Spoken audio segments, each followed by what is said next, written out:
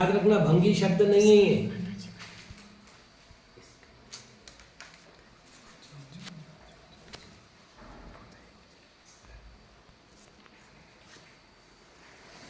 चूंकि ये द्विगु समास है,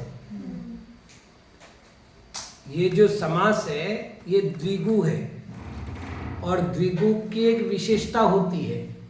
क्या विशेषता होती है कि वे अकारांत शब्द को इकारांत कर देता है। इसलिए सप्तानाम भंगानाम समाहारः,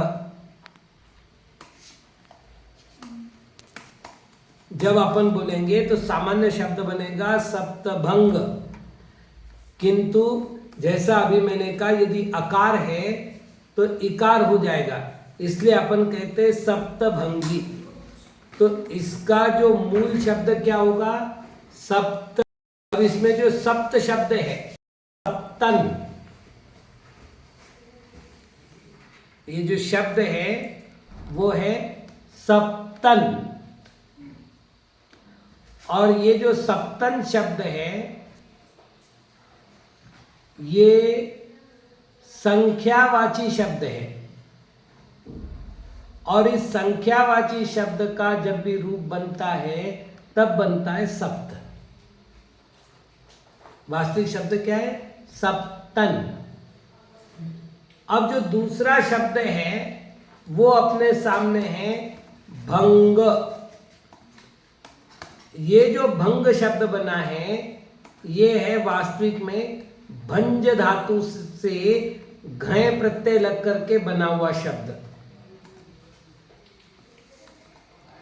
भंज धातु का अर्थ होता है भाग करना, विभाग करना, भेद करना, खंडित करना, अलग करना।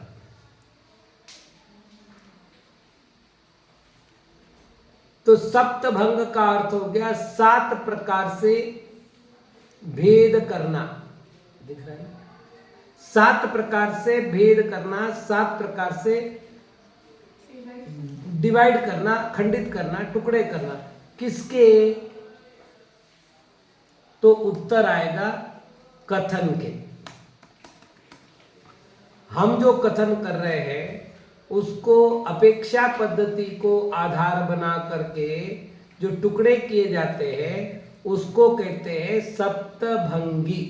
और ये जो सप्तानाम भंगानाम समाहार सप्तभंगी शब्द है, ये सप्तभंगी शब्द मूल रूप से आया है न्याय दीपिका में।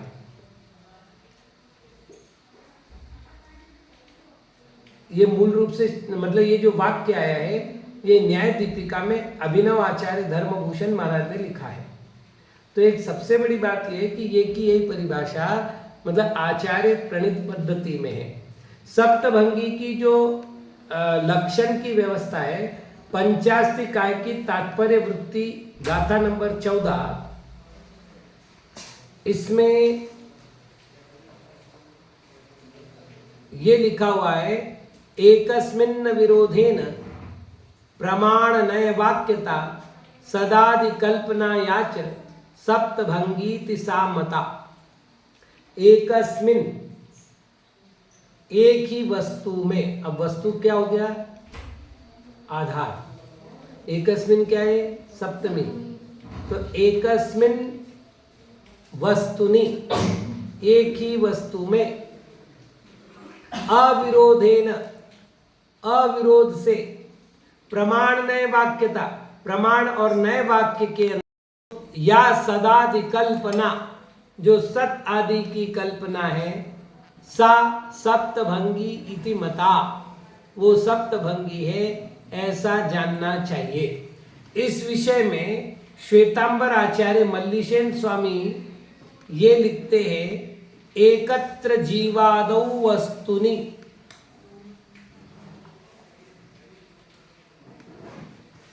एकैक सत्वादि धर्म विषय प्रश्न वशाद विरोधेन प्रत्यक्षादि बाधा परिहारेण पृथक भूतयो समुदितयोश्च विधि निषेधयोः पर्यालोचनया कृत्वा स्यात् शब्द लांछितो वक्ष्यमाणैः सप्तभी प्रकारेण वचन विन्यासः सप्तभंगीति गीयते। चूंकि ये गद्य ग्रंथ है, मतलब ये जो टीका है, टीका का वाक्य ये एकत्र यानी एक स्थान पर, वो स्थान कौन सा होगा? जीवादि वस्तु, जीवादि वस्तु होगी, उनमें एकैक सत्वादि धर्म विषय प्रश्न वशात एक एक सत्व आदि धर्म, सत्व है, असत्व है, सत्वासत्व है, इस प्रकार एक एक धर्म विषय प्रश्न के कारण अविरोधेन, अविरोध किसे कहेंगे? प्रत्यक्षादि बाधा परिहारेण, प्रत्यक्षादि बाधा का परिहार करते हुए पृथक भूतयो समुदतयोश्च, या तो अलग अलग या समुदाय रूप से विधि निषेधयो पर्यालोचनया कृत्वा, पर्यालोचन करना, भली भांति विचार करना, आलोचना करना, विधि और निषेध की आलोचना करते हुए स्यात् शब्द लांछितः वक्ष्यमाणैः सप्तभी प्रकारैः, स्यात् शब्द से युक्त करके कहे जाने योग्य 7 प्रकारों से वचन विन्यास, वचन का प्रयोग करना, उसको सप्तभंगी इति गीयते, इसको सप्तभंग ऐसा कहते हैं। शाद्वाद मंदिरी श्लोक नंबर 22 की टीका।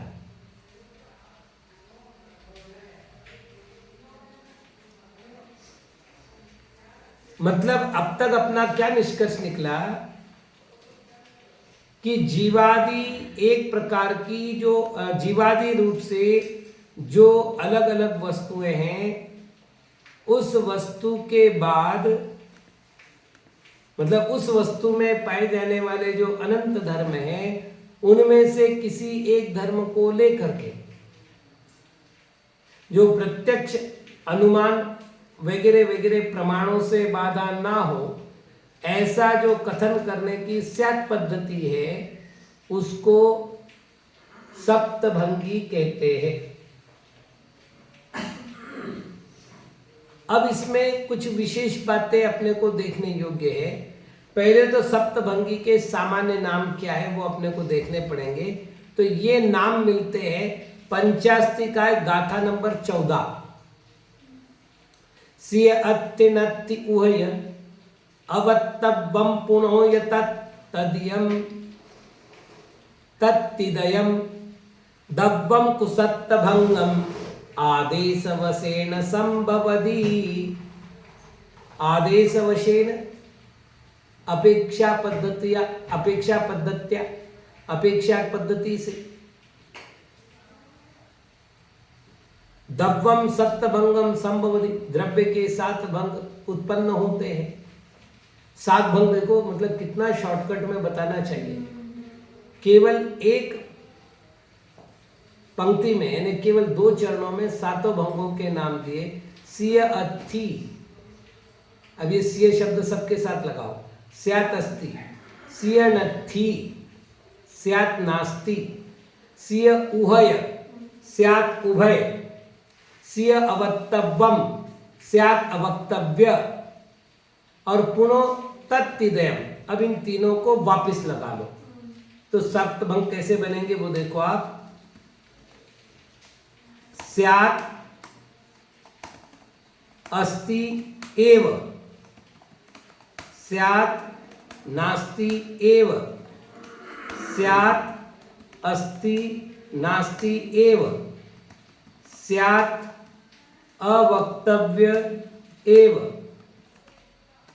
स्यात् अस्ति अवक्तव्य एव, स्यात् नास्ति अवक्तव्य एव, और स्यात् अस्ति नास्ति अवक्तव्य एव। अब इस वापस गाथा की ओर बढ़ते अपन। ये क्या कह रहे वो देख लीजिएगा। सिय अत्थि, आचार्य कुंकुन भगवान कह रहे हैं स्यात् अस्ति, सिय नत्थि स्यात् नास्ति, सिय उभय, उभय ने दोनों, तो स्यात् अस्ति नास्ति, सिय अवक्तव्यम, स्यात् अवक्तव्य, और पुनो तत्तिदयम, उन तीनों जो हमने अभी बोले उसमें एक दूसरे से मिलावट करके संयोग बना करके आप इसको बना लीजिए, तो ये 7 भंग हो गए। अब इसको थोड़ा सा और गंभीरता से लेना है। आपको एक जानकारी दूं, राजवार्तिक में जब चौथा अध्याय का 42वां सूत्र पूर्ण हुआ तो जीवाधिकार पूर्ण हो गया। तत्वार सूत्र में क्या व्यवस्था है, तो पहले 4 अधिकारों में जीवाधिकार, 5वें अधिकार में अजीवाधिकार, 6ठे और 7वें अधिकार में आश्रवाधिकार, 8वें अध्याय में बंधाधिकार, 9वें अध्याय में संवर निर्जराधिकार और 10वें अध्याय में मोक्षाधिकार। मतलब 7 तत्व है, 10 अध्याय है, तो 10 अध्याय का ये क्रम विवेचन है। तो जब राजवार्तिक में 4 अध्याय पूर्ण हो गए, मतलब चौथे अध्याय का 42वां सूत्र पूर्ण हो गया, लौकांतिका नामष्टौ सागरोपमाण सर्वेशाम, इस सूत्र के बाद फिर अकलंक देव का कार्य प्रारंभ होता है। सामान्य रूप से टीकाकार क्या करते हैं, ग्रंथ के सूत्र को या गाथा को आधार बना करके उस पर विवेचना करते हैं और अपने कार्य की इतिश्री कर लेते हैं। लेकिन आचार्य अकलंक देव का कार्य वहां से प्रारंभ हुआ है और वहां से उन्होंने जो प्रारंभ किया, वहां पर जो उन्होंने न्याय की गंभीरता को समझाया, जिसमें सप्तभंगी भी आती है, जिस गंभीरता से वो गए, मतलब अकलंक देव की जो शैली है न्याय की, मतलब न्याय के मंदिर के वो सबसे बड़े प्रतिष्ठापक हैं, जैसे समंतभद्र है वैसे, इसलिए उनकी जो शैली है वो इतनी गंभीर हो जाती है वहाँ पर, और जो उन्होंने स्पष्टीकरण दिया है तो बड़ा आनंद आता है उसको पढ़ते समय। तो यहाँ पर उसी एंगल को ध्यान में रखना है, क्योंकि सप्तभंगी का सबसे पहला नामोच्चारण पंचास्तिका ग्रंथ में हुआ है। इससे पहले ज्यादा से ज्यादा स्यात् अस्ति या स्यात् नास्ति भंग का प्रयोग हुआ है ना। यदि षटखंडागम के सूत्र उठाकर देखो तो या तो सी अर्थी मिलेगा या सी नथी मिलेगा। जैसे सत नाम की तो प्ररूपना ही है ना, तो मिच्छा इट्टी अथी। कुछ जगह उन्होंने नास्ति धर्म का कथन किया है, तो अस्ति नास्ति का तो वर्णन मिलेगा। सप्तभंगी की सबसे पहली जो दार्शनिक अवधारणा हमारे ग्रंथ में, देखिए पहली बात, मेरे ग्रंथ में आने वाला प्रत्येक वाक्य किसी एक आचार्य का नहीं है, ये अनादिकालीन श्रुत परंपरा का एक बीज पद है। मेरी बात समझ रहे हैं? यदि मैंने कहा कि कुंदकुंद महाराज का लिखा हुआ है तो इसका अर्थ हो गया कि कुंदकुंद स्वतंत्र ग्रंथकार हो गए, और यदि कुंदकुंद स्वतंत्र ग्रंथ करता है तो ये उनका सम्मान नहीं अपमान है। अपन ये कहेंगे महाराज उन्होंने तो नई चीज दी, अरे नई चीज हमारे जिन शासन को मान्य ही नहीं है। यदि वो सर्वज्ञ प्रणीत नहीं है तो वो हमारे जिन शासन को मान्य नहीं है। पूर्वाचार्यों ने केवल उसका संग्रह किया है। तो अनादिकालीन जो श्रुत परंपरा है, उस श्रुत परंपरा का जो खंडन मध्य में हुआ, मतलब भगवान पुष्पदंत से लेकर भगवान शांतिनाथ के पूर्व तक, उसके बाद शांतिनाथ से ये परंपरा क्रम से चलती आई। ले हमारे पास जो ग्रंथ परंपरा है, उस ग्रंथ परंपरा के आधार पर, इतिहास के आधार पर, जब हम किसी दार्शनिक व्यवस्था को या जब सैद्धांतिक व्यवस्था को हम उल्लेखित करते हैं तो तत्तद आचार्य को उसका संस्थापक कहने का एक प्रयत्न करते हैं। यह हमारे भक्ति का शब्द है। तो दार्शनिक मत की व्यवस्था यद्यपि समंतभद्र महाराज से प्रारंभ हुई, मतलब दार्शनिक युग प्रारंभ करने वाले आचार्य समंतभद्र। किंतु सप्तभंगी की सबसे पहली जो कल्पना है या जो शैली है, कथन व्यवस्था है, वो हमें पंचास्तिकाय में मिलती है। और पंचास्तिकाय में जो व्यवस्था मिलती है उसके अनुसार क्रम है स्यात् अस्ति, स्यात् नास्ति, स्यात् अस्ति नास्ति और स्यात् वक्तव्य। फिर तीनों को उन्होंने यथाक्रम से जोड़ने को कहा तो सरल हो गया। लेकिन कुछ दार्शनिक आचार्यों ने एक छोटा सा अंतर किया है। क्या अंतर किया है? तो ये जो भंग नंबर है 1, ये भंग नंबर है 2, ये भंग नंबर है 3 और ये भंग का क्रमांक है 4। इस 4 को कहा उन्होंने ये 3 कर दो जी। मतलब दूसरे जो आचार्य कह रहे हैं वो ये कह रहे हैं जो चौथा भंग है उसको तुम चौथा न मान करके तीसरा मानो, और जो तीसरा भंग है उसको तुम चौथा मानो। हाँ, अब कारण बता रहे हैं।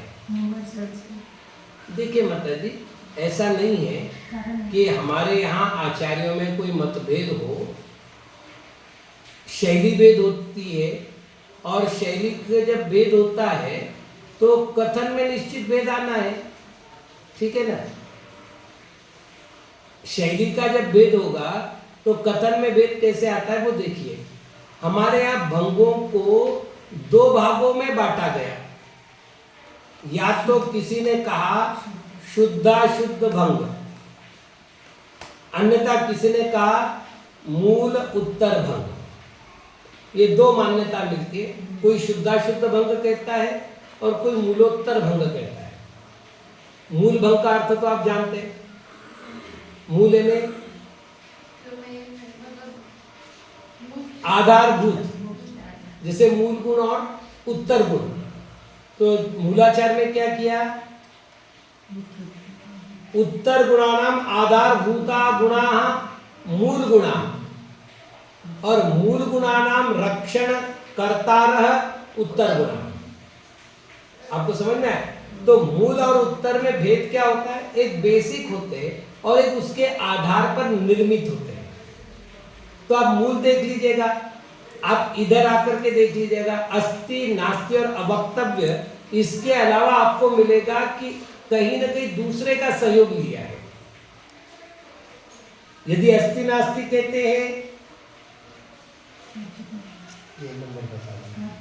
अच्छा, ये राजवार्तिक में 42वें श्लोक के बाद जो अकलन देव की व्यवस्था प्रारंभ हुई है उसमें 19 नंबर के वार्तिक में तत्रादेश वशात सप्तभंगी प्रतिपदम, इस तरह करके उन्होंने एक वार्तिक दिया है और फिर सप्तभंगी की पूरी व्यवस्था बताई है। तो जिनको देखना है वो राजवार्तिक का अवलोकन कर सकते हैं। तो मूल भंग और उत्तर भंग का अर्थ समझ लेगा, यहाँ आपको स्पष्ट दिखेगा।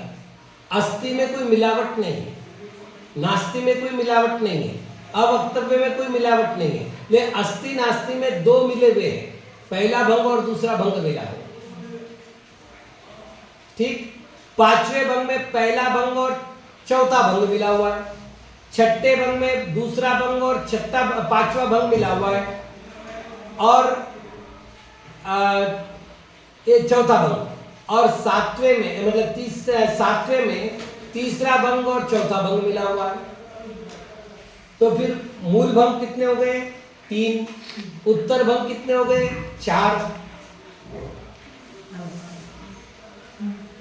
तो भाई हमने क्या किया? दूसरे आचार्य कह रहे हैं कि भाई ऐसा करो, दोनों भेदों को अलग अलग कर दो, ठीक। या दूसरी तरीके से वो कर रहे हैं शुद्ध भंग अशुद्ध भंग।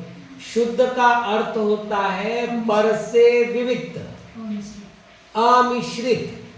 मैं आपसे कई बार मजाक कर चुका हूं ये बात की कि दूध वाले ने मेरे से कहा कि महाराज जी मैं आपकी शपथ लेकर कहता हूं, मैंने तो शुद्ध दूध में शुद्ध पानी मिला, इसलिए मेरे दूध में कोई अशुद्धता नहीं है। तो भैया अशुद्धता इस बात की है कि तूने दूध में पानी मिलाया, भले ही वो शुद्ध पानी हो, लेकिन जब 2 द्रव्यों का संयोग होता है तो उस संयोग को अशुद्ध कहा जाता है। ये तो आपको षटखंडागम में भी मिलेगा। शुद्ध मनुष्य अशुद्ध मनुष्य। तो छठे गुणस्थान से 14वें गुणस्थान के मनुष्य शुद्ध मनुष्य है, और पहले गुणस्थान से 5वें गुणस्थान तक के मनुष्य अशुद्ध मनुष्य है गुणस्थान की अपेक्षा। क्यों? मतलब पहला, दूसरा, तीसरा, चौथा गुणस्थान कहाँ कहाँ है? तो देवों में भी है, नारकियों में भी, मनुष्य में भी, तिर्यंच में भी है। तो अकेला शुद्ध मनुष्य कैसे हो गया गुणस्थान की अपेक्षा? लेकिन छठे से 14वां गुणस्थान कैसा है? केवल मनुष्य में। तो वहां शुद्ध का अर्थ केवल है। ऐसे ही 5वां गुणस्थान कहाँ कहाँ है? तो तिर्यंच गति में और मनुष्य गति में। तो बोले वो 5 गुणस्थान तक जो व्यवस्था है वो अशुद्ध मनुष्य की है, और छठे गुणस्थान से, ये षटखंडागम के सूत्रों में बेटा, मूल में, या तो नवरी शब्द का प्रयोग कर रहे हैं या शुद्धा शब्द का प्रयोग कर रहे हैं। नवरी का अर्थ भी होता है केवल, शुद्ध का अर्थ भी होता है केवल। यहाँ शुद्ध का अर्थ केवल लेना है, केवल या अमिश्रित। तो शुद्ध भंग कितने हैं? 3। क्यों है? क्योंकि उनमें मिश्रण नहीं है। अशुद्ध भंग कितने हैं? 4 है। क्यों है? उनमें परस्पर मिश्रण है। ठीक। अब एक बात, ये सातों नए के विषय है। वैसे प्रमाण की भी सप्तभंगी होती है, नए की भी सप्तभंगी होती है।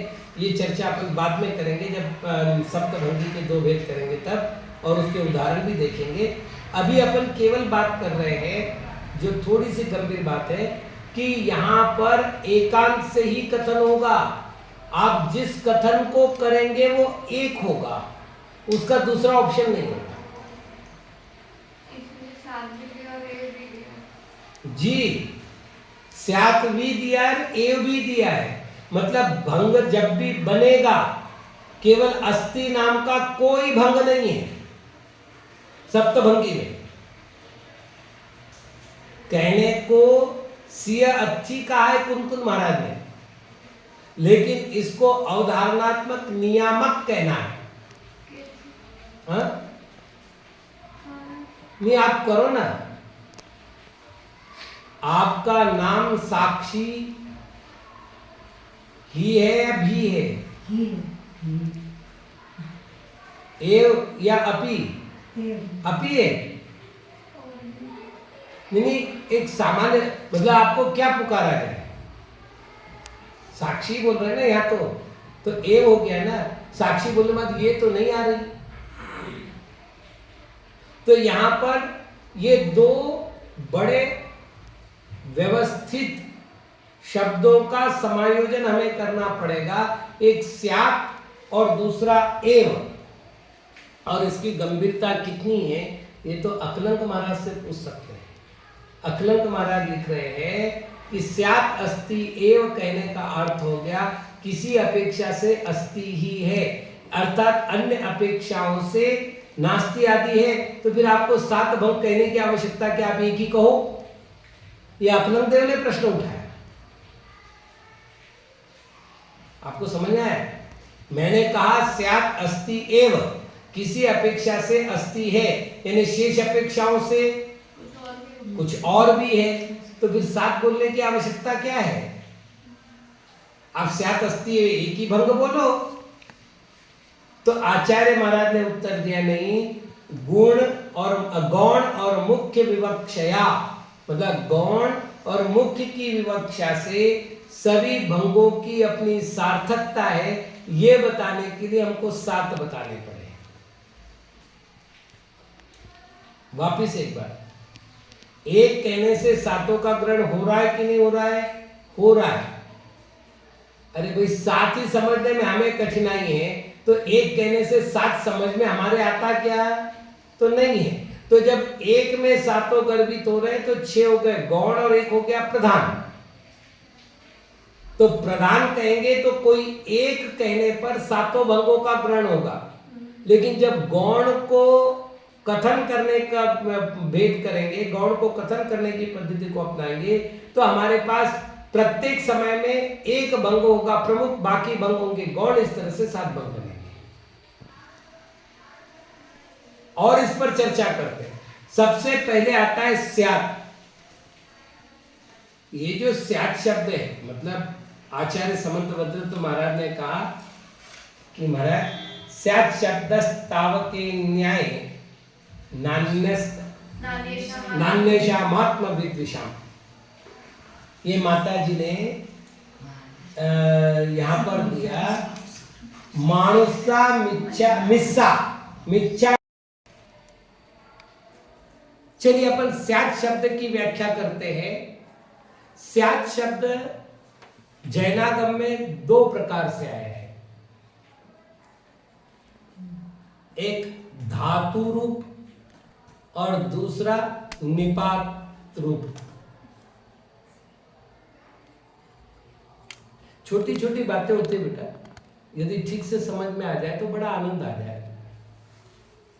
यहां जो धातु रूप है ये आज्ञार्थक है, स्यात् होवे लोट लकार है ना, तो अस धातु है और उसका स्यात् स्याताव स्युः ये रूप बनता है। तो ये जो स्यात् शब्द है वो लोट लकार का है, वो यहाँ पर प्रयोग में नहीं आता। मतलब सप्तभंगी के प्रकरण में ये धातु रूप नहीं है, ये निपात रूप है। और ये निपात जो होते हैं वो हमेशा अव्यय होते हैं, तो ये अव्यय रूप है, यानी स्यात् शब्द हमेशा स्यात् रहेगा। और इस स्यात् शब्द की सबसे बड़ी विशेषता क्या है? तो स्यात् शब्द जो है वो अपेक्षा का नियामक होता है, यानी किसी न किसी अपेक्षा को सुस्पष्ट करता है। अब आप कहोगे इसका फल क्या है, मतलब ये शब्द ऐसा गंभीर क्यों है? तो इसका फल ये है कि प्रत्येक कथन की सीमा को ये निर्धारित करता है। मतलब जैनों के न्याय की विशेषता क्या है? 2000 वर्षों में जैन न्याय कभी परास्त नहीं हुआ बेटा। जब संघश्री बौद्ध गुरु संघश्री ने अकलंक देव को चैलेंज किया, भारत छोड़ना पड़ा है बौद्धों को। 6ठी शताब्दी से मतलब 790 से लेकर के 850 के मध्य में बौद्धों का भारत से बाहर जाना हुआ है। अकलंक का वो प्रभाव था केवल स्यात् शब्द का। बिल्कुल स्याद्वाद में जो स्यात् शब्द है वो निपात है, वो धातु रूप नहीं है। तो एक हिस्ट्री है। और एक बात आपसे कहूं, मैं भूत की बात नहीं कर रहा हूं। 20वीं शताब्दी में स्वामी कर्मानंद थे आर्य समाजी। उन्होंने बार बार जैन विद्वानों को आह्वान किया वाद विवाद के लिए। शाहपुरा में वाद विवाद हुआ, वहां पानीपत में वाद विवाद हुआ, और इनकी पुस्तकें छपी। दिल्ली में वाद विवाद हुआ तो दिल्ली शास्त्रार्थ, पानीपत शास्त्रार्थ, ये सब शास्त्रार्थ की पुस्तकें निकली हुई है। बार बार से जैन पंडित भी परेशान हो गए। अंत में ये एक शर्त रखी गई कि जो हारेगा वो दूसरे के मत को स्वीकार करेगा। यदि ये मंजूर हो तो हम आपसे वाद विवाद करने के लिए तैयार है। कर्मानंद जी तैयार हुए, वाद विवाद हुआ, कर्मानंद जी हारे, आखिर में उनको क्षुल्लक बन करके अपना जीवन व्यतीत करना पड़ा। ये 20वीं शताब्दी की घटना है। जैन न्याय अकाट्य है। मतलब अपन जब समंतभद्र महाराज को पढ़ते हैं तो वो कहते हैं जिनवानी कैसी है तो अनुल्लंघ है। आप तो पद के अनुल्लंघ मतृष्टेष्ट विरोधकम, अनुल्लंघ है। इंद्र तक उसका उल्लंघन नहीं कर सकता, उसको खंडित नहीं कर सकता। ये बात अगर देखनी है तो ये स्यात् निपात में देखनी चाहिए। ये दिगंबर आमनाय के न्याय का प्राण शब्द है। लेकिन ये ध्यान रखना, जो हम लोग प्रयोग कर रहे हैं वो स्याद्वाद का गला घोट रहे हैं। अब देखो ना, किसी को कुछ पूछो, हम तो जब चर्चा करने बैठते हैं ना बड़ा बुरा लगता है। बोले स्यात पद लगा के बात कर रहा है। क्या स्यात पद लगाओ, सब जगह स्यात पद थोड़ी लगाना है हमको। स्यात लगा लो। बोला जाता है एव लगाओ तो एकांती होते, मिथ्या दृष्टि होते, इसलिए एव नहीं लगाना, भी लगाना, आपी लगाना। बोलो ऐसा ही है नहीं बोलना, ऐसा भी है बोलना। तो बोल देता हूं भाई, सिद्ध जो है पुनः संसार में आ सकते हैं। भी लगाना है ना अपने को, है ना। अपन बोल देते स्त्रीलिंग और नपुंसक लिंग वाले जीव भी मोक्ष जा सकते हैं, तिर्यंच भी, नारकी भी मोक्ष जा सकते हैं उसी पर्याय से। भी लगा दो, अपने क्या अनेकांत तो रखना है। अरे भाई सम्यक अनेकांत है, मिथ्या अनेकांत है, बहुत बड़ी बात है बेटा। कई बातें ठीक से समझने लायक है। वस्तु में अनेक धर्म होते हैं, उनमें से जब जिस धर्म की प्रधानता होती है उसकी अपेक्षा से उसको वही कहा जाता है। और वस्तु के अनंत धर्म को तो आपने लोक व्यवहार में भी स्वीकार कर रखा है। मतलब अभी मैं आगम की और न्याय की बात ही नहीं कर रहा हूं, लोक व्यवहार की बात कर रहा हूं। मां ने मुझसे कहा कि बेटा जाकर के आम ले आ, तो मैं तोतापुरी लाऊं तो भी चलेगा, हापुस लाऊं तो भी चलेगा, है ना, नीलम लाऊं तो भी चलेगा। लेकिन मां ने कहा बेटा अपने को रस बनाना है तो मार्केट से आम ले आओ, मैं हापुस ले आऊं। रस बनाना है, हापुस ले आऊं। मां ने कहा बेटा ऐसा करते, आज अपन जो है नाश्ते में सबको आम के गट्टे बना करके दे देते हैं। तो बेटा आज आम ले आओ मार्केट से, मैं जाकर के लंगड़ा आम या ये देशी आम, गावरानी पड़का ले आऊं, हाँ वो चौसा वाला ले आऊं। माँ ने आम ही लाने को बोला था ना? बोले नहीं, माँ ने आम नहीं बोला था, रस के योग्य आम बोला था। मतलब आम के गुण बदल गए ना, कितना व्यवहार बदल गया। माँ ने एक ही वाक्य बोला है आम ले आना, ले मेरा लाया हुआ आम गलत हो गया है, जबकि मैं आम ही लाया हूं फिर भी आम नहीं लाया हूं। और देख लो आप। अच्छा चलिए बोलिए, आम मीठा है कि पीला है? बोले महाराज वर्ण की अपेक्षा तो पीला है, रस की अपेक्षा मीठा है। अच्छा चलो मीठा है कि गोल है? बोले आकृति की अपेक्षा गोल है। अच्छा हल्का है कि भारी है? आपको मालूम है जब किलो से आम लेते हैं तो किसी में एक आम आएगा, किसी में 4 आ जाएंगे। हाँ आएंगे कि नहीं आएंगे? अच्छा आज खाना हो तो बिलबिला भी चल जाएगा, कल के लिए रखना हो तो कठोर चाहिए। अब आम में कठोरता भी है, नरमता भी है, आम में सुंदरता भी है, असुंदरता भी है।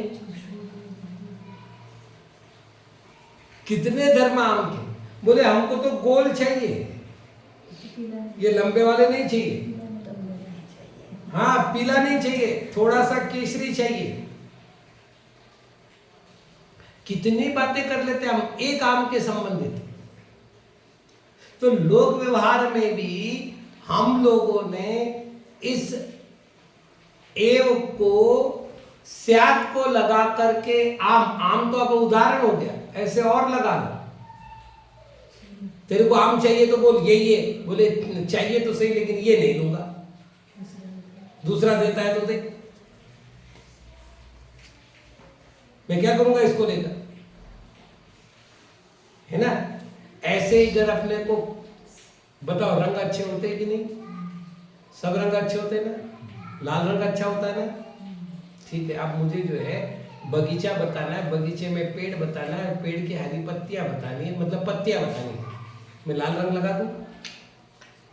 अरे लाल रंग अच्छा होता है ना? पत्ती तो हरी आएगी तो उसमें लाल भरेंगे तो बोले वो सब ठीक है, यहाँ हरा ही चाहिए। आप समझ रहे क्या बोल रहे हैं आप? पत्ती में आप लाल रंग मत डालना, हरा ही चाहिए। एव लगाया ना? एव अनेकांत का सूचक है जब वो सम्यक अनेकांत बनता हो, और अपि एकांत का सूचक है जब वो मिथ्या की बात करता हूं। अनेकांत का सूचक है लेकिन मिथ्या अनेकांत की बात करता हूं। तो हमारे यहाँ 4 धर्म है, सम्यक अनेकांत, मिथ्या अनेकांत, सम्यक एकांत, मिथ्या एकांत। अनेकांतोप्यनेकांत प्रमाण नय साधन, अनेकांत प्रमाणात तदेकांतार्पितान्मयात्। ये जो सूत्र है स्वयं स्तोत्र का वाक्य, इसको आप देख लीजिएगा, बहुत गंभीर चर्चा है। तो स्यात जब निपात होता है, और निपात यानी अव्यय, निपात यानी सरल सरल बात आया है, इसको कोई व्याकरण के सूत्रों से आपको सिद्ध नहीं करना है।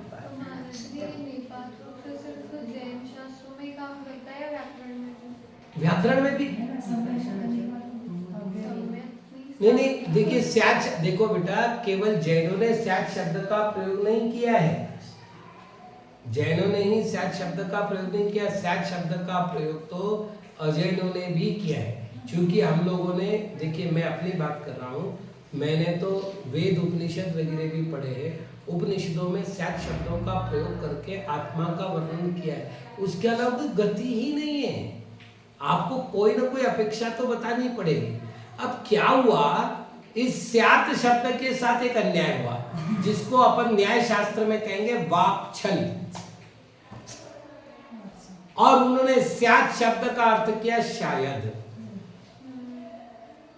और ये गलती आपको बता रहा हूं, बहुत बड़ी गलती हुई सबसे पहले शंकराचार्य के द्वारा, और उसके बाद ये गलतियां चलती रही। ये तो भला हो एक घटना का कि राहुल सांस्कृत्यायन नाम के एक बहुत बड़े विद्वान हुए, जो बौद्ध दार्शनिक थे। मतलब उनकी संस्कृति के 4 अध्याय पुस्तकों मैंने कई बार पढ़ा है। जो शैली मिलती है बेटा, बहुत कम ऐसी शैली मिलती है जो राहुल सांस्कृत्यायन की पुस्तकों में है। तो राहुल सांस्कृत्यायन ने पुस्तक लिखते समय जैनागम के अनेकांत का थोड़ा सा मतलब उपहास किया, और वो ग्रंथ उन्होंने न्यायाचार्य महेंद्र कुमार जी को दिया। महेंद्र कुमार जी ने उसको पढ़ने के बाद जैन न्याय नाम की एक पुस्तक लिखी, और जहां उन्होंने जैन न्याय के स्यात शब्द की सिद्धि करने का बहुत सफल प्रयत्न किया। तो राहुल सांस्कृत्यायन ने एक पत्र लिखा, और वो पत्र चुभने जैसा पत्र है।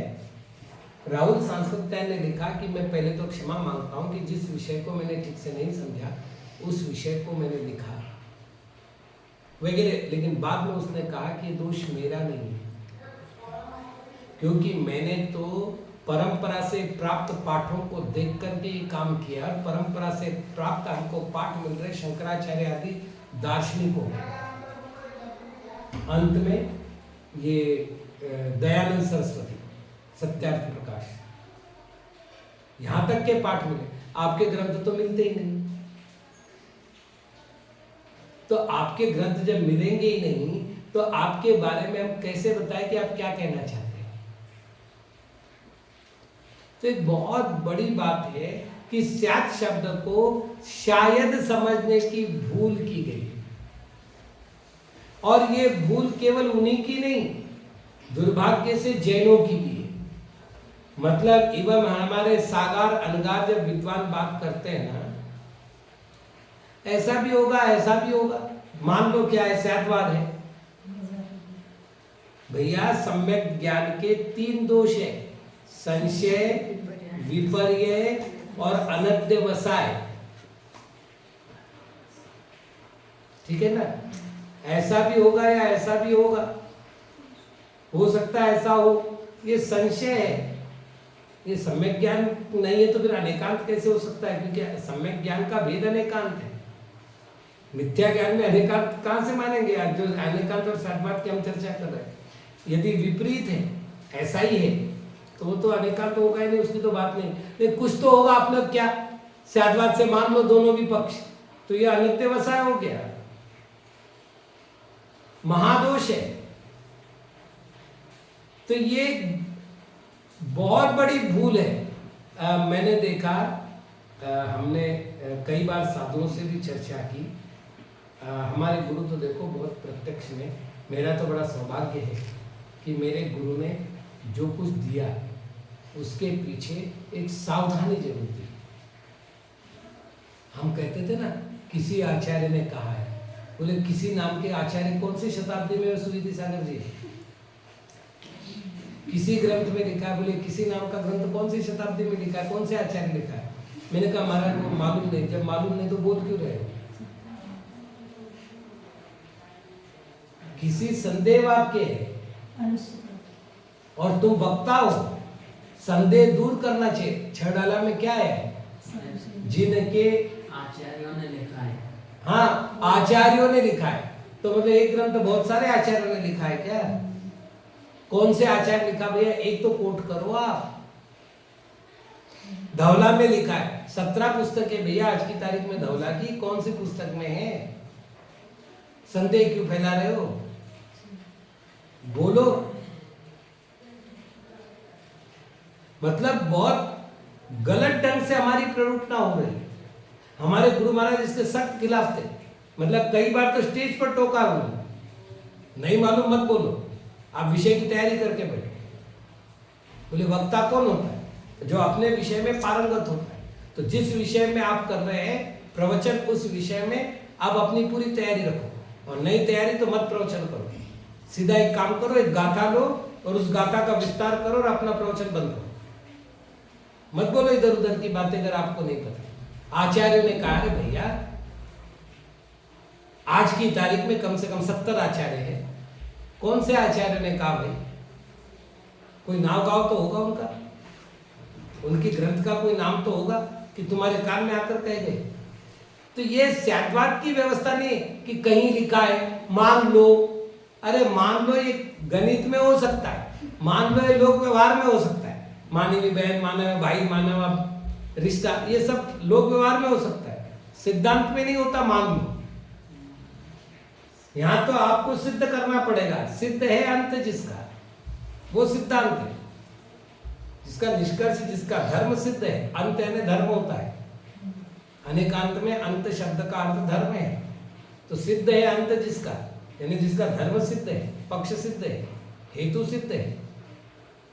तो आप ऐसा नहीं बोल सकते कि कहीं से कोई उठा लो, मान लो क्या दिक्कत है, सद्वाद है, सब चलता है। भैया सद्वाद में सब चलता है, तो इससे गंदा कोई वाद नहीं है। सद्वाद में सब नहीं चलता। तो जो स्यात है, उस स्यात की विशेषता क्या है? वो स्यात ये कह रहा है कि प्रत्येक कथन अपनी सीमा में बंधा हुआ है, और उस सीमा के हद तक जो है उसकी अपनी प्रामाणिकता है। जैसे सीता राम की अपेक्षा से पत्नी ही है, ठीक है ना। बाकी और भी पुरुष है उसके जीवन में। बेटे के रूप में लवकुश है, ससुर के रूप में दशरथ है, देवर के रूप में लक्ष्मण है। कितने रूप बताओ? कई पुरुष उसके जीवन में है। सबके साथ उसके रिश्ते की एक पवित्र मर्यादा भिन्न भिन्न है, और उन रिश्तों की अपेक्षा से वो अलग अलग है। तो एक निश्चित अपेक्षा में बांध दिया किसने? स्यात शब्द ने। तो जब स्यात ने किसी निश्चित अपेक्षा को बांध दिया, तो स्यात ने ज्ञान के व्यभिचार को दूर किया।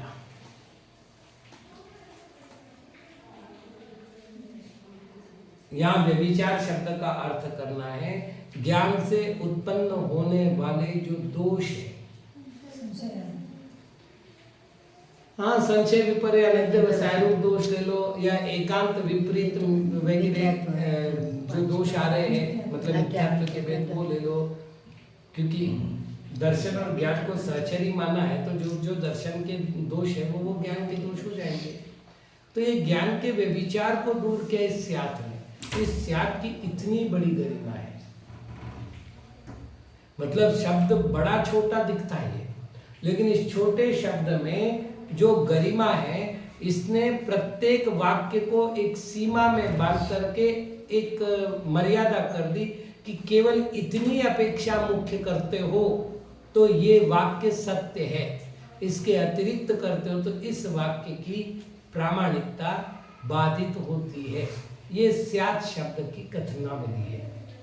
अब बचता है एव शब्द।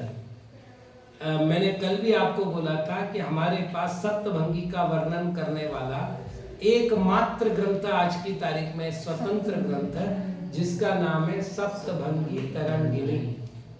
उसमें एव को लेकर के खूब विस्तार किया गया है। मैं उसमें से सामान्य वर्णन यहाँ कर रहा हूँ क्योंकि मेरे पास समय भी अब उतना ही है, तो सामान्य वर्णन कर रहा हूं। उन्होंने कहा एव के 3 भेद है। बड़े अटपटे नाम है बेटा। पहला नाम है अयोग व्यवच्छेदक।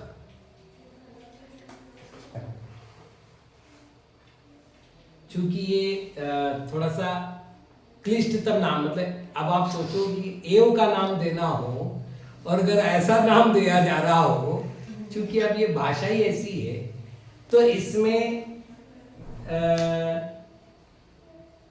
क्या व्यवस्था है वो अपन देखते हैं। अयोग व्यवच्छेदक को दूसरा नाम दिया है निश्चितता का बोधक। अच्छा, इसमें विशेषता क्या है कि इस एव का प्रयोग केवल विशेषण के साथ होता है। अपन पूरी बात करेंगे, उदाहरण तक जाएंगे, अपन एक एक बात करते। इसमें अयोग, ठीक है, तो अ कैसे बना? अ नहीं है, ये न है। न के आगे व्यंजन आने के कारण न का अ हो गया है, तो न योग अयोग, न यानी नहीं, अर्थात उस धर्म का योग नहीं हो तो वो उसका खंडन करेगा। अयोग व्यवच्छेदक यानी खंडन करने वाला, अलग करने वाला। यदि योग नहीं है, संयोग नहीं है, मिला हुआ नहीं है, तो उस धर्म को अलग करने वाला अयोग व्यवच्छेदक होता है। इसका कार्य क्या है? तो इसका सरल सरल कार्य है, किसी धर्म में, किसी गुण की, धर्मी में, किसी धर्मी में किसी धर्म अथवा गुण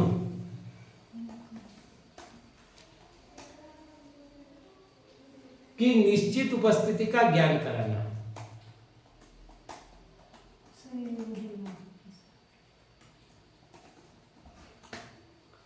और मतलब ये अभाव का इनकार करने वाला है। जैसे इन्होंने पहले तो इन्होंने क्या बोला, ये विशेषण के साथ लगता है। जैसे हमने कहा कि पार्थो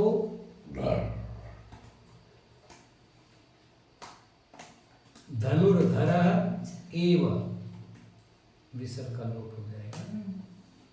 पार्थ यानी अर्जुन, शंख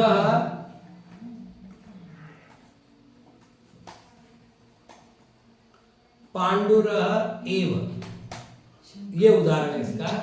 शंख सफेद ही है। यहां पांडुर जो है वो गुण है, किसका? शंख का। तो ये मतलब उसकी विशेषता है, किसकी? शंख, क्यों सफेद वर्ण का है। तो उस विशेषता में यहां पर हमने एव का प्रयोग किया ये अयोग व्यवच्छेदक नाम का एवकार है। मतलब शंख का अन्य कोई वर्णन नहीं होता ऐसा ही।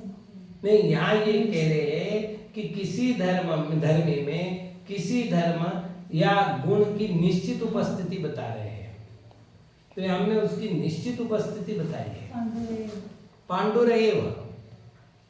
ठीक है। अब दूसरा नाम इससे थोड़ा सा कठिन है, अन्य योग व्यवच्छेदक। अब आप समझ लीजिएगा, अन्य के योग को, अन्य के मिलावट को दूर करने वाला है।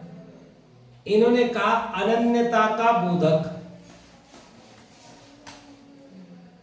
इसका प्रयोग हमेशा कर्ता के साथ होता है। इसका कार्य क्या है? वस्तु में केवल एक ही धर्म की, विशेष धर्म की सिद्धि करना।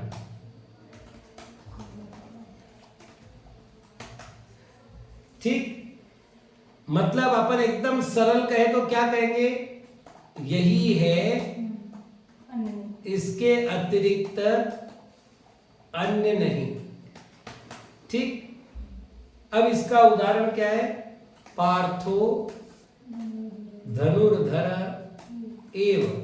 पार्थ यानी अर्जुन धनुर्धर ही है। मतलब मैं ये कह रहा हूं कि पार्थ जो है गायक नहीं है, नर्तक नहीं है, या भाले से युद्ध करने वाला नहीं है, तोमर से युद्ध करने वाला नहीं है, तलवार से युद्ध करने वाला नहीं है, चक्र से युद्ध करने वाला नहीं है ना, वो धनुर्धर है। ठीक। अब तीसरा है अत्यंतायोग व्यवच्छेदक।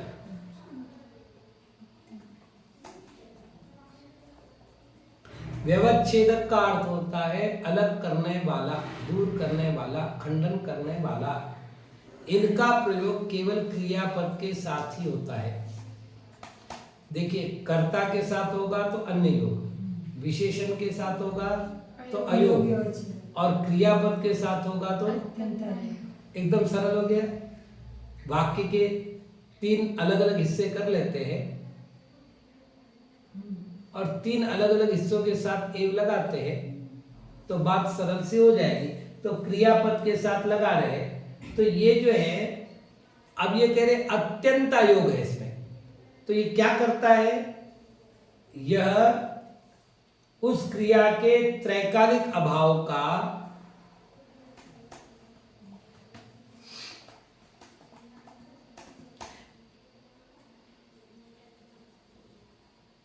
खंडन करता है।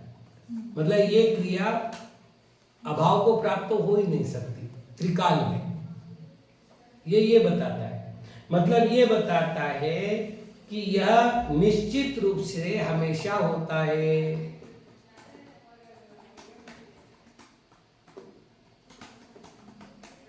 ठीक है। और इसका कार्य क्या है? इसका कार्य किसी वस्तु या कार्य का पूर्ण अभाव नहीं मानता। जैसे ज्ञानम अर्थ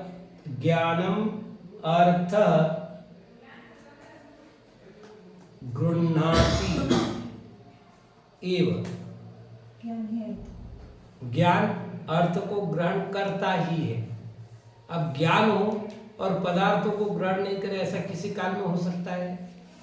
अर्थ यानी पदार्थ, है ना। अपन यहाँ अर्थ की जगह अर्थान कर देते हैं तो और थोड़ा सरल हो जाएगा। ज्ञान पदार्थों को ग्रहण करता ही। हमने देखो एव कहाँ लगाया है? क्रियापद के बाद, है ना। ज्ञानम एव अर्थान गृह्णाति नहीं कह रहे, ज्ञानम अर्थान एव गृह्णाति नहीं कह रहे, ठीक है ना। ज्ञानम अर्थान गृह्णाति एव शब्द का प्रयोग करके हमने क्रियापद के साथ एवकार लगाया। तो जो एव शब्द का प्रयोग आया है यहाँ पर तीनों अर्थों में समय समय पर प्रयोग हुआ है। मतलब यहाँ स्यात् अस्ति एव वगैरह में 7 ढोंगों में जो एव लगाया है वो जगह जगह अलग अलग अपेक्षा। देखिए बेटा, पहले तो हमने अस्ति नास्ति के सप्तभंग बनाए, है ना। अब एकानेक, पहले तो क्या करो बेटा, कोई भी एक धर्म लो, है ना। पहले तो एक धर्म लो। जैसे मान लेते हैं, मैं अपन यहाँ पर एक दो नाम लिख लेते हैं, अपन थोड़ी सी चर्चा हो जाएगी। मान लेते हैं मैंने नित्य धर्म लिया, ठीक। तो अब ठीक इससे उल्टा नाम लो तो अनित्य हो गया। अब ये दो नामों के आधार पर आप सप्तभंगी तैयार कर लो। स्यात् नित्य, स्यात् अनित्य, स्यात् नित्यानित्य, स्यात् अवक्तव्य, स्यात् मिथ्या वक्तव्य, स्यात् अनित्य वक्तव्य, स्यात् नित्यानित्य वक्तव्य। ऐसे ही बोले शुद्ध, तो इसका विरोधी धर्म होगा अशुद्ध, है ना। मूर्त, इसका विरोधी धर्म होगा अमूर्त। तो एक धर्म लो और उस धर्म को उसके विरोधी धर्म से संयुक्त करो। क्यों? क्योंकि कुंद भगवान कह रहे सब्बे अक्खा सपरिवक्खा, पंचास्तिकाय में सभी पदार्थ अपने प्रतिपक्ष धर्म से सहित होते हैं। तो प्रतिपक्ष धर्म यहाँ है। अब प्रतिपक्ष धर्म को साथ करने के बाद अब दो धर्म हमारे पास हो गए, दो धर्म के हमारे पास 7 धर्म हो जाएंगे। इसलिए ध्यान रखना, जिन्होंने कहा आत्मा त्रिकाल शुद्ध है वो गलत बोल रहे हैं। जिन्होंने कहा आत्मा अशुद्ध है गलत बोल रहे हैं। स्यात् बोलने तक तो ठीक है, स्यात् शुद्ध एव एकदम ठीक वाक्य, स्यात् अशुद्ध एव बिल्कुल ठीक वाक्य, स्यात् शुद्धाशुद्ध एव बिल्कुल ठीक वाक्य। सर्वार्थ सिद्धि में कहा नायम एकांत, अमूर्तत्व के प्रति आत्मा का एकांत नहीं है, क्योंकि आत्मा मूर्त भी है। और यदि आत्मा मूर्त नहीं होता तो अवधि ज्ञान का विषय नहीं बनता। रूपिणः, ये रूपिष्व वदे सूत्र की टीका में आप देख लो, आचार्य पूज्यपाद स्वामी जी ने बहुत स्पष्ट लिखा है, संसारी जीव और पुद्गल ये दो द्रव्य मूर्त है। तो मूर्त अमूर्त धर्म के ये देख लेना आप, यदि आपने अगर स्वरूप संबोधन देखा हो तो प्रारंभ से ही शुरू कर दिया, मुक्ता मुक्तैक रूपो, यहां से शुरू किया उन्होंने। तो आगे प्रत्येक के बारे में, आत्मा चेतन है, आत्मा चेतन है, आत्मा मूर्त है, आत्मा अमूर्त है, आत्मा एक है, आत्मा अनेक है, सारी बातों की सप्तभंगी उन्होंने सिद्ध की। आकलन देव का ग्रंथ है। तो ये बातें समझने लायक है। तो आज हमने केवल सप्तभंगी की बाहरी चर्चा की है, अभी तो सातों भंग का स्पर्श ही नहीं किया। तो अपन बाकी चर्चा जो है समय मिलने पर, कल परसों जैसा भी अपना टाइम निकलेगा उस टाइम पर अपन कर पाएंगे। यदि कल हुआ तो कल, परसों हुआ तो परसों, जितने दिन लगेंगे। पहले सप्तभंगी की चर्चा करने के बाद ही अगली चर्चा प्रारंभ करेंगे। पुनः एक बार कह रहा हूँ कि कई विषय जैसे मैं बोलता हूँ तो मुझे लगता है कि मुझे समझ में आ गया, मतलब आपको भी समझ में आ गया, है ना। तो कई बार मैं अपनी बुद्धि से, अपने क्षेम से दूसरे को नापता हूँ तो मुझे नहीं समझ में आता किसको समझ में आया। तो यदि किसी को नहीं समझ में आया तो वो थोड़ा सा मुझे प्रश्न भेज देंगे। प्रश्न भेजने का फल क्या होगा कि मैं थोड़ी तैयारी करके बैठूंगा तो मुझे थोड़ा सा संबोधन करने में, समझाने में सुविधा होगी, या फिर मैं प्रमाण देख पाऊंगा। तो हर ग्रंथ मुझे भी याद नहीं, तो प्रमाण देखने में मुझे सुविधा होगी। तो आप अपने प्रश्न भेज दीजिएगा, क्योंकि ये चर्चा मेरी रोज नहीं होती। तो रोज नहीं होती इसलिए इसके सारे प्रमाण मुझे याद नहीं है। तो नहीं है इसलिए आपसे पहले ही कहूंगा, जैसे आज मैंने किसी का प्रश्न नहीं लिया, मैं कल किसी के प्रश्न वहां नहीं लूंगा, मतलब चलती क्लास में प्रश्न नहीं लूंगा। आप मुझे आज अगर प्रश्न भेज देते हैं तो मैं कल आपके प्रश्नों को ध्यान में रखते हुए आज के विषय को आगे बढ़ाऊं और फिर कल के नवीन विषय की चर्चा करूं। तो ये बातें अपन कल चर्चा करेंगे। ओम नमः।